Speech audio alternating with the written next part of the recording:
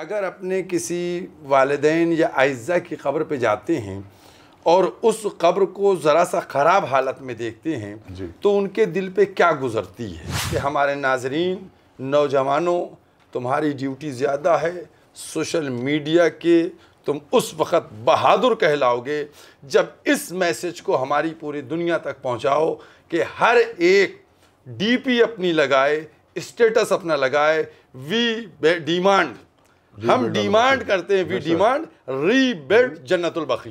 T shirt पर rebuild भी लिखा होता है, रीबिल्ड जन्नतुल बकी, तो उनको कैद कर लिया था। इस तरह के बहुत से मामला आपके भी गोश गुजार हुए होंगे। हम बात करते हैं पारा चिनार की, तब उसके पर भी सदा एहतिजाज एक मखसूस तबका है जो बुलंद करता है। हम बात करते हैं सीरिया की, तो वहाँ पर भी बड़ी खामोशी नज़र आती है। एक मखसूस तबका, बल्कि कुछ चंद लोग हैं जो सदा एहतिजाज बुलंद करते हैं। जन्नतुल बकी के लिए भी यही मसला है। तो क्या वजह है कि हम किसी को मजलूम मानते हैं या किसी को मजलूम नहीं मानते? इस तरह का सवाल भी पैदा होता है। आखिरी जुमा रमज़ान का यौमुल कुद्स के उन्वान से मनाया जाता है, तो शव्वाल का पहला जुमा बकी के एतबार से मनाया जाना चाहिए। फिक्र नहीं करें कि हमारे 50 आदमी होना चाहिए, हमारे क्या 500 कम, नहीं, 10 आदमी हैं, 10 आदमी एहतिजाज करें, सोशल मीडिया के ऊपर उस वीडियो को डालें, नशर करें, समझिए, ताकि हर तरफ से, हर गांव, हर बस्ती से जन्नतुल बकी की तामीर नौ के लिए आवाज़ उठे। हज़रात मोमिनीन, अस्सलामु अलैकुम व रहमतुल्लाहि व बरकातुहू। शव्वाल के महीने का आगाज़ हो गया है। यकीनन ये शव्वाल का महीना तमाम अहले तशय्यो के लिए वो अय्याम हैं जब इनेदाम जन्नतुल बकी का सिलसिला भी इसी महीने में हुआ था।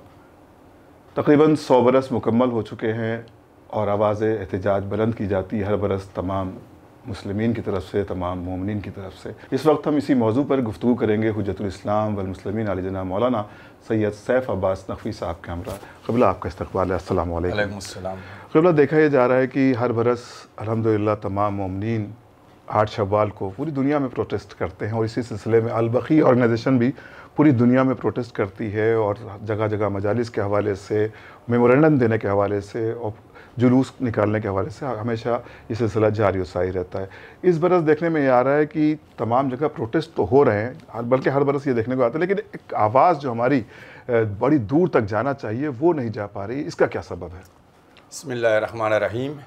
देखिए, मैंने इस बात को, जो आपकी फ़िक्र है, तशवीश है, जी, इसको मैंने ज़ाहिर करते हुए अब की ईद के खुतबे में जहाँ वाज़ो नसीहत का सिलसिला रखा, वहाँ जन्नतुल बकी के हवाले से भी मैंने 3-4 मिनट गुफ्तगू की और मैंने लोगों को इस बात के ऊपर मुतवज्जे किया कि आज हम अगर गौर करें, कोई भी शख्स हो, जर्नल, और ये जज्बाती जुमले इसके हमारे नाज़रीन जैसा कल्ब की गहराई से सोचें।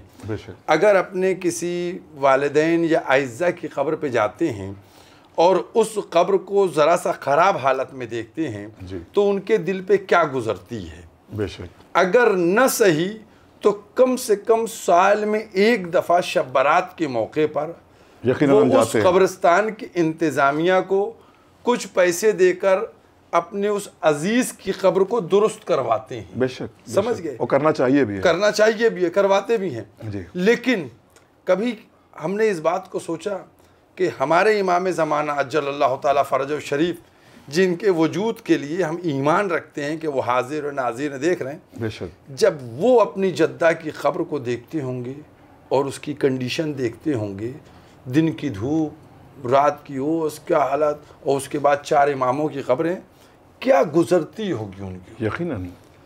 अब हम जिस दौर में हैं, हम नहीं जाकर तामीर कर सकते, और चूँकि हमारे साथ जो मुश्किलात हैं, लेकिन हम अपने इमाम से इतना तो कह सकते हैं कि मौला, अगर हमारे में ये इम्कान नहीं था कि वहाँ जाकर उसकी तामीर नौ कर सकते, तो कम से कम सदाए एहतिजाज हम बुलंद कर रहे हैं। मौला हर साल 8 शव्वाल को सदाए एहतिजाज बुलंद करके, एहतिजाज करके ये बतलाते हैं कि मौला, जो आपको गम है आपकी दादी और आपके अजदाद की जो क़ब्रें इस तरीक़े से हैं, मिस्मार की गई हैं, उसके लिए हम एहतिजाज। मैंने इसलिए अब की नौजवानों से, हर एक से कहा और ये बात रखी उनके सामने कि हमको इमाम ज़माना के सामने सुरखुरू होना है जी कि मौला हम काम कर रहे हैं बक़ी के लिए, बेशक हम बक़ी की तामीर नौ के लिए काम कर रहे हैं। तो मैंने नौजवानों सबके सामने रखा। आज आप देखिए, और ख़ास मैं अपने नाज़रीन से और सबसे कहूँगा, इस जुमले को और इस बात को हमारी आप लोग दूसरों तक भी पहुँचाएँ, पूरी दुनिया तक ये बात पहुँचे कि हमने अगर कोई छोटी सी गाड़ी ख़रीद ली तो उसका स्टेटस लगा लिया, उसकी डीपी बना के लगा ली, या इसी तरीके से और कोई मौका हुआ या कोई चीज़ हुई, बात हुई, हम उसको फ़ौरन स्टेटस पे ले आते हैं, लोगों में आम करते हैं, दुनिया देखे। जी। और हम डीपी उसकी लगाए रहते हैं। बेशक हम ये कहना चाहते हैं कि हमारे नाजरीन, नौजवानों, तुम्हारी ड्यूटी ज़्यादा है। सोशल मीडिया के तुम उस वक़्त बहादुर कहलाओगे जब इस मैसेज को हमारी पूरी दुनिया तक पहुंचाओ कि हर एक डीपी अपनी लगाए, स्टेटस अपना लगाए। वी डिमांड, हम डिमांड करते हैं, वी डिमांड रीबिल्ड जन्नतुल बक़ी। जज़ाकल्लाह। अभी कबल आपने एहतिजाज की बात की, अभी कुछ दिन पहले हमने देखा कि जब फ़िलिस्तीन का मसला हुआ था तो सारे मुसलमान एकजुट होकर प्रोटेस्ट कर रहे थे, और जो भी मजलूम हैं गाज़ा के मजलूमीन के लिए सदा एहतिजाज बुलंद करते हैं। तो क्या आम तौर पर इस तरह के हादसा सऊदी गवर्नमेंट के जानिब से किए गए और किए जा रहे हैं? इस वक्त तक देखा जाता है कि कुछ लोगों को कभी अगर उनकी टी शर्ट पर रीबिल्ड भी लिखा होता है, रीबिल्ड जन्नतुल बक़ी, तो उनको कैद कर लिया जाता है। इस तरह के बहुत से मामला आपके भी गोश गुजार हुए होंगे। हम बात करते हैं पारा चिनार की, तब उसके पर भी सदा एहतिजाज एक मखसूस तबका है जो बुलंद करता है। हम बात करते हैं सीरिया की, तो वहाँ पर भी बड़ी खामोशी नज़र आती है, एक मखसूस तबका, बल्कि कुछ चंद लोग हैं जो सदा एहतिजाज बुलंद करते हैं। जन्नतुल बक़ी के लिए भी यही मसला है। तो क्या वजह है कि हम किसी को मजलूम मानते हैं या किसी को मजलूम नहीं मानते? इस तरह का सवाल भी पैदा होता है। भाई देखिए, हमारे लिए ये बात होना चाहिए, अगर हम अपने ईमान और इस्लाम को मजबूत रखें जी, तो फिर कहीं पर भी ईमान और इस्लाम और मुसलमान की बात हो तो हमको एहतिजाज बुलंद करना चाहिए। लेकिन जो लोग मौके के एतबार से, शख्सियत के एतबार से ऐसा करते हैं, मैं समझता हूँ वो किसी मादी फ़ायदे के चक्कर में इस तरीक़े से काम को अंजाम दे रहे हैं।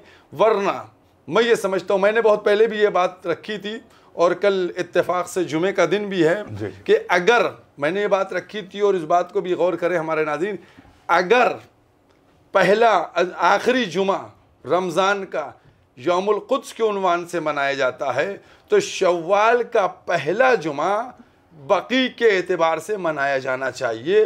और हर जगह मैं आपके ज़रिए नाज़रीन को ये बताना चाहता हूँ कि आप लोग अपने शहरों में, कस्बों में, जहाँ कहीं भी हों, कोशिश ये करें कि अपने आइम्मा जुमा से कहें कि चंद लम्हा बक़ी के ऊपर खुतबे जुमा में गुफ्तगू की जाए, और 8 शव्वाल को इस तरीक़े से एहतिजाज हो। मैंने कहा नहीं कि अगर हर एक की डीपी में हैशटैग जन्नतुल बक़ी, रीबिल्ड जन्नतुल बक़ी इस तरीक़े से चलाया जाए, मैं समझता हूँ दूसरी कौमें मुतवज्जे होंगी, पूछेंगी क्या हुआ, ये क्या मामला है, जुस्तजू होगी, उनके सामने बात जाएगी तो हकीकत खुद सामने आएगी। लिहाजा हमको अपनी कौम तक महदूद नहीं रखना चाहिए, बल्कि दूसरों तक भी ये बात पहुंचाना चाहिए कि हमारे साथ कितना जुल्म हो रहा है, जारी है जुल्म हो रहा है। तो लिहाजा ये जुमे का जो कल का जुमा है, इसमें तमाम उलमा को, तमाम आइम्मा जुमा को खुतबों में तज़किरा करना चाहिए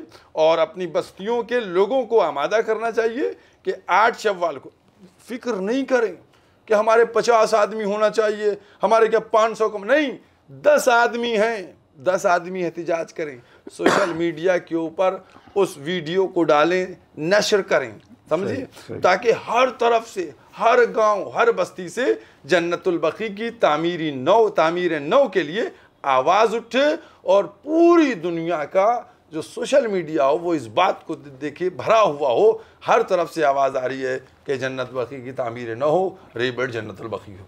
बहुत उम्दा बात आपने यकीनन हमारे सामीन को, बिलखुसूस हमारे नौजवानों के सामने आप, क्योंकि सोशल मीडिया की एक अपनी पावर होती है, एक ताकत होती है, हर आदमी अपने आप में एक लश्कर की तरह होता है।